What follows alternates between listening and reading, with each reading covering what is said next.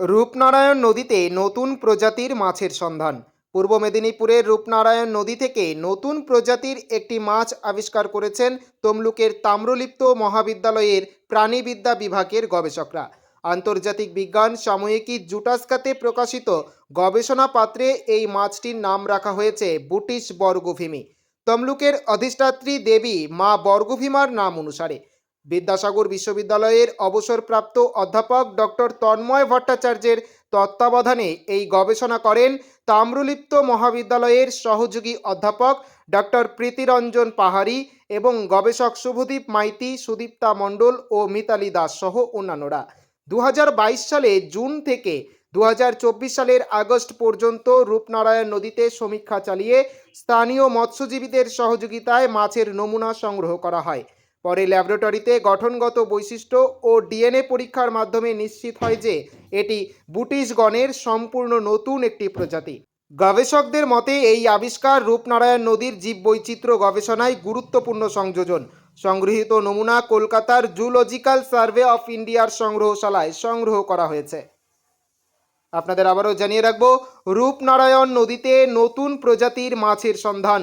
পূর্ব মেদিনীপুরের রূপনারায়ণ নদী থেকে একটি নতুন প্রজাতির মাছ আবিষ্কার করেছেন তমলুকের তাম্রলিপ্ত মহাবিদ্যালয়ের প্রাণীবিদ্যা বিভাগের গবেষকরা মনে করছেন রূপনারায়ণ নদীর জীববৈচিত্র্য গবেষণায় এটি একটি গুরুত্বপূর্ণ সংযোজন।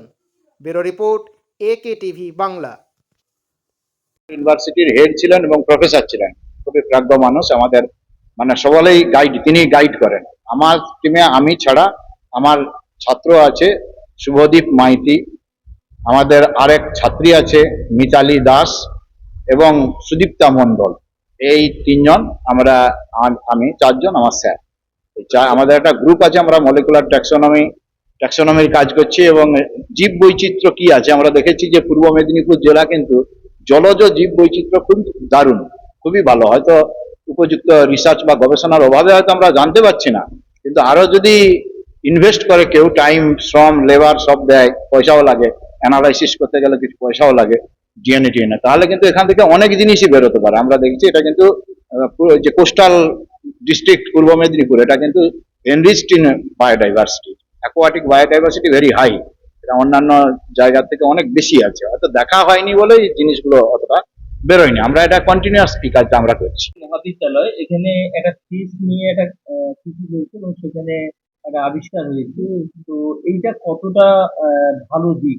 অসম্ভব ভালো দিক, ভীষণ গর্বের বিষয়। আমাদের তাম্রলিপ্ত মহাবিদ্যালয়টা একটা গর্ব।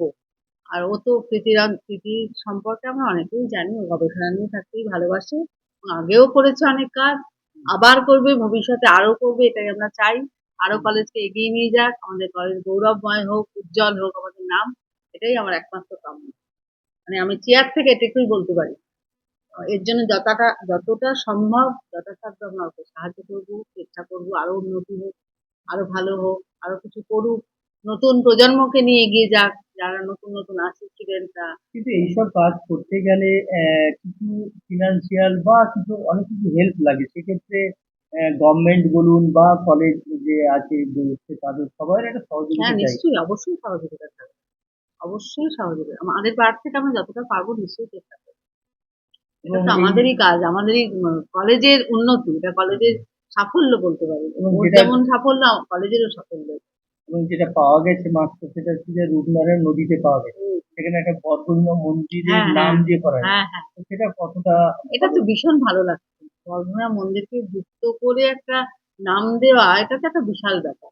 এটা যে মনে করে করেছে, এটা ওরা আমাদের কাছে ভীষণ ভালো লাগছে যে তাম্রলিপ্ত বর্গভীমা মন্দিরকে যুক্ত করে একটা নাম দিতে পেরেছে। এটা আমাদের কাছে খুব ভালো লেগেছে, আমারও খুব ভালো লেগেছে বিষয়টা। আমার নাম হচ্ছে সঞ্চিতা মুখার্জি চক্রবর্তী। আমি সঞ্চিতা মুখার্জি নামে এখানে পরিচিত বেশি। আমার ডেজিগনেশন হচ্ছে অ্যাসোসিয়েট প্রফেসর।